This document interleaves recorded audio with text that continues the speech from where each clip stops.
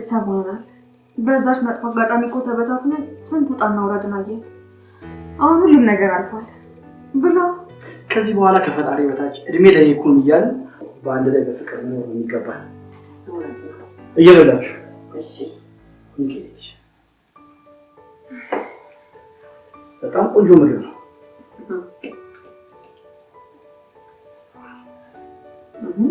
እናንተም እየበላችሁ ተሴ አንድ ነገር ቢሆን እኮ ሴትዮ አንድ ቀን እዚህ ቤት አታሳድረንም።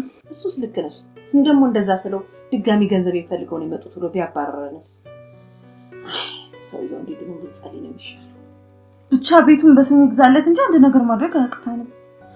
ወይ ለምን አባዬን አሰማምጠሹ ላይኩን በሁለታችሁም ስም እንዲገዛ አታድርጊ? እስቲ ጥድፍ አትበይ። መጀመሪያ ሰውየው በሰላም ከሆስፒታል ውጡ። እማዬ እኔ ግን ተመልሼ ወደዛ ህይወት መግባት አልፈልግም። እንግዲህ በተንኮል ቢሆን ይችላል። ፈጣሪ ደግሞ ለተንኮለኞች ምን ጆሮ የለውም። ቢሆንም እንዲድኑ መጸለይ ጥሩ ነው። አይከፋም እንጂ ምንም ቢሆን ለራሴ ማድረግ ቢሆን አንድ ንጹህ ነፍስ አትርፌያለሁ። ሰላም እንዴት ናችሁ? ውድ የቻናሌ ቤተሰቦች እንኳን ወደ ሰብለይቱ በሰላም መጣችሁ። ኑሐሚን ድራማ እንግዲህ በባለፈው ክፍል ወይዘሮ ዝናሽ ለኑሐሚን ልጅ እንዲወርድ ወይም ደግሞ ልጇ እንዲወርድባት ያው በመቀኝነት ተነሳስታ ነው፣ ምንም አድርጋት አይደለም። ነገር ግን እሷ የሷን ሚስጥር ይዛላት እያለ እሷ ግን የሷን ልጅ እንዲወርድባት ማለት ነው ወይም ልጇ እንዲሞትባት ለወይዘሮ ገነት መድኃኒት ትሰጣትና ይሄን በሻይ አድርገሽ ስጫት፣ እሷን አይጎዳትም፣ ልጇን ግን ይገለዋል ትላትና ወይዘሮ ገነት ደግሞ እነ ኑሐሚን ዘንድ ፊት ስለተነሳች እዛ ቤት እነ ኑሐሚን ቤት ተመልሶ ለመግባትና አቶ ለይኩን ለእነ ኑሐሚን የሚገዛውን ቤት አብራ ለመጋራት ስለፈለገች እዛ ቤት ለመኖር ግዴታ በእነሱ ዘንድ መታመንን ፈለገች። እናም እንግዲህ ገነት ያደረገችው ነገር በስልኳ ሪከርድ ታደርጋታለች። ወይዘሮ ዝናሽ ስትናገርና ስታወራ አድርጊ ያለቻትን ነገር ሁሉ ያለችውን ሁሉ በስልኳ ትቀዳና ወደ እነ ኑሐሚን ቤት ተመልሳ ትመጣለች። ከዛ በኋላ ይህን ነገር ለኑሐሚን ታሳያታለች። ኑሐሚንም ልታምናባት ትችልም፣ ግን የሪከርድ ያደረገችውን ስላሳየቻት በሁኔታው በጣም ትናደድና ኑሐሚንም እየፈጠነች ወደ ቤት ትሄዳለች። ወይዘሮ ዝናሽንም ልታዋርዳት ፈልጋ ነበር በባሏ ፊት። ነገር ግን ራሷን ተቆጣጥራ ዝም ብላት ወደ ቤቷ ትመለሳለች። እናም አቶ ለይኩን ወደ ኑሐሚን ቤት ይሄዳል። አብረው ምግብ እየበሉ እያለ ወይዘሮ ገነት ነገር ታነሳና ባለቤትህ የኑሐሚን ልጅ ልታስወርድ ነበር ብላ ትነግረዋለች። እሱም በድንጋጤ ምን ማለት ነው ሲላት፣ እሷ ግን ካላመንከኝ ብላ ቪዲዮን ሁሉ ታሳየዋለች። አቶ ለይኩን በሁኔታው በጣም ይናደድ ያዝንና እየሮጠ ወደ ቤት ይሄዳል። ወይዘሮ ዝናሽንም እንግዲህ ቤት ውስጥ ያገኛት ሳሎን አንቆ ሊገላት ነበር። እሱ አልበቃው ብሎ በንዴት ወደ መኝታ ቤት በመሄድ መሳሪያውን ይዞ ይመጣል። በጣም ተናዶ ነበር። የሰውን ነፍስ ለማጥፋት በዚህ ጥግ እንዴት ልትሄድ ቻለች? በዚህ መጠን ጥላቻ ምንድነው? በማለት እየሮጠ ሄዶ መሳሪያውን ይዞ ሊወጣ ሲል ግን አዙሮት የልብ ድካሙ ተነስቶ ይወድቃል። በዛም የተነሳ እንግዲህ ወዲያው ድንገተኛ ወደ ሕክምና ይወስዱታል። እናም ኑሐሚንና አባቷ ደግሞ ይህን ነገር ሰምተው ወደ ሐኪም ቤት ሄደዋል ማለት ነው። ነገር ግን ለምን አባትየው እንደዛ እንደሆነ ልጃቸው ናሆም ይሄን ነገር አያውቅም። እናም ወይዘሮ ዝናሽም ደግሞ ነገሩን ኑሐሚን እንድትደብቅላት ኑሐሚን ይቅርታ ትጠይቃታለች። ድጋሜ መቼም ቢሆን አንቺን አላስከፋም ትላታለች። ኑሐሚንም ከዚህ በኋላ ህይወቴ ላይ እንዳትመጪ፣ እኔ አንቺን ሚስጥር በራሱ ጊዜ እስካልወጣ ድረስ አላወራም ብላት በፍቅር ቢለያዩም እሷ ግን አሁንም ክፋትን አልተወችም። ኑሐሚን መቼም አልለቅሽም፣ በአንቺ ምክንያት ነው ህይወቴ የተመሰቃቀለው፣ የውሸቴን ነው ይቅርታ ያልኩት፣ ቆይታ ያለች እያለች እየፎከረች ትገኛለች። በዚህ መሀል እያሉ ደግሞ የውሸት ይቅርታ ጠይቃት ነበር ኑሐሚንን እንደምታዩት። በመጨረሻ ኑሐሚንና አባቷ ወደ አቶ ለይኩን ወዳሉበት ክፍል ይገቡና እያወሩ ነበረ። አቶ ለይኩንም ነቅተዋል። ነገር ግን ምንም አይነት ድንጋጤ ከዚህ በኋላ ከሰሙ ምናልባት ለሞትም ያደርሳቸዋል ስለተባለ ምንም ነገር አንነግረውም። በተለይ ወይዘሮ ዝናሽ የደበቀችው ሚስጥር ስላለ ከዚህ በኋላ እሱን መናገር እንኳን አልችልም እያለች በፍርሃት ውስጥ ነው ያለችው። ይህን ነገር ከሰማ ጭራሽ ይሞታል ብላ ትፈራለች። እናም ኑሐሚንና አባቷ ወደ አቶ ለይኩን ክላስ ገብተው እያለ ማውራት ይጀምራሉ። እንዴት እንደዚህ ታደርጋለን? እያለ የኑሐሚን አባት አቶ ላይኩን ሲጠይቀው እንዴት ያደረገችው ነገር እኮ በጣም ያሳፍራል። ምን ብታደርጋት ነው የሰው ነፍስ ልታጠፋ አረመኔ እያለ ሲናገር ናሆም ከበሩ ተለጥፎ እንደምታዩት እያዳመጠ ነበረ። መጀመሪያ እናቱን ምንድነው የተፈጠረው አባቴ ምን ሆኖ ነው ብሎ ቢላትም እሷ ግን ድንገት ወርቆ ነው በማለት ነገሩን ታለባብሳለች። በመጨረሻ ናሆም እራሱ ጉዳዩን ደርሶበታል። እናም እንግዲህ እናቱንም ቤት ሂዶ ባደረገችው ነገር በጣም እንደተናደደና አንቺ በጣም ጨካኝ ሴት ነሽ፣ ለኑሐሚን ልጅ ካልተመለሽ በፍጹም ለኔ ልጅ አትመለሽም፣ ቤቱን ለቃልሽ ወጣች። ታዲያ ምንድነው የምትፈልጊው አላት። እናትየዋም እንግዲህ በዚህ ሰዓት ኑሐሚን አልለቅሽም፣ በድጋሚ ጠፋሻለሁ እያለች መፎከር ጀምራለች።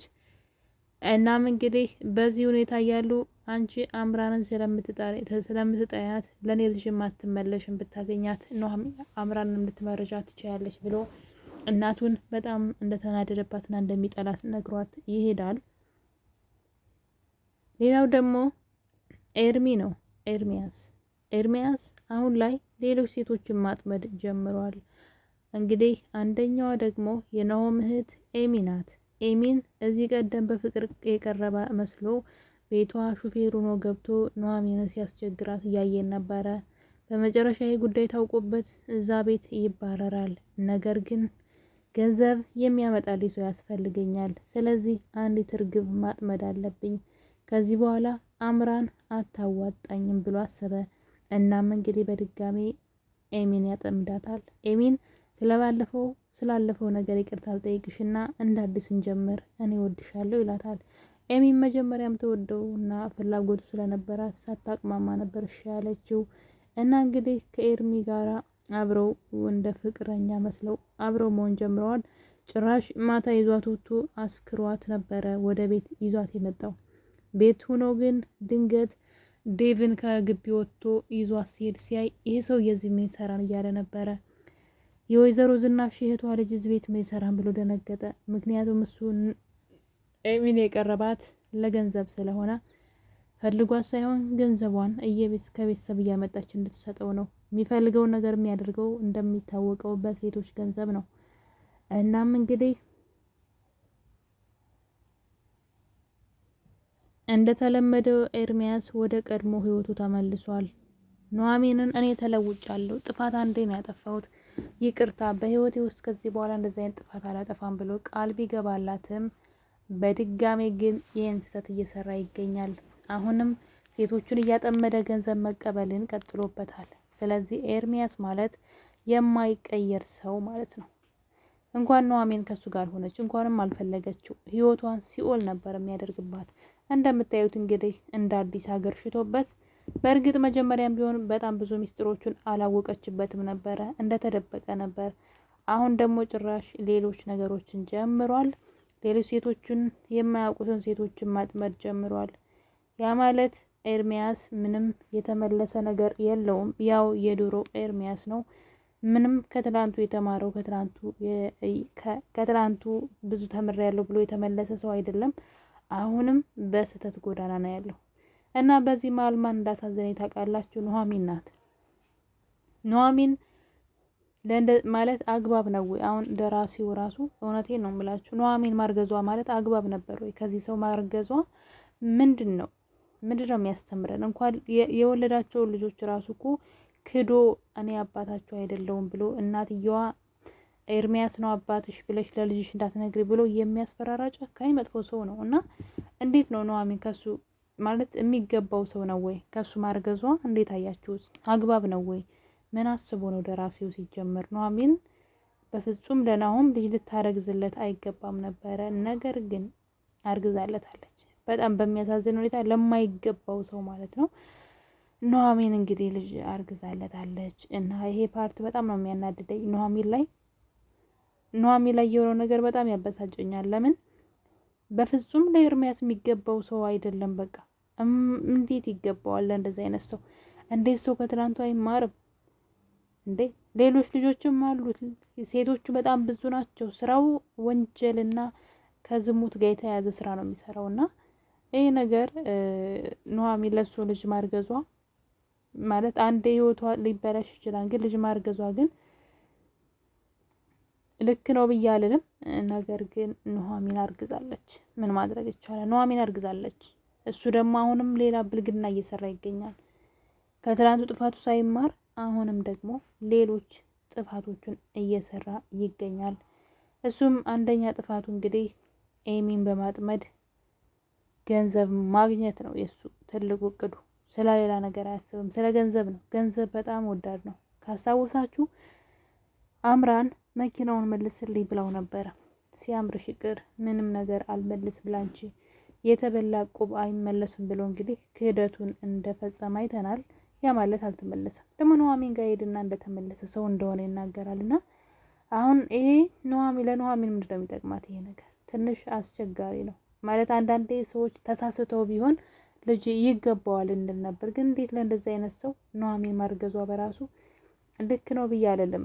እና የኔ ተወዳጆች እንግዲህ ኑሐሚን ድራማ አቶ ለይኩን አሁን ላይ በጤንነት ላይ ይገኛሉ። በጣም ደህና ናቸው። ወይዘሮ ገነትና ልጇ ደግሞ እነ ኑሐሚንን እያጭበረበሩ ቤታቸው ገብተዋል። ቤቱ ከተገዛ አብረን እንድንወርስ ብለው ነው። እና የኔ ቤተሰቦች እንግዲህ ኑሐሚን ድራማ የዛሬው ክፍል ይሄን ይመስል ነበረ።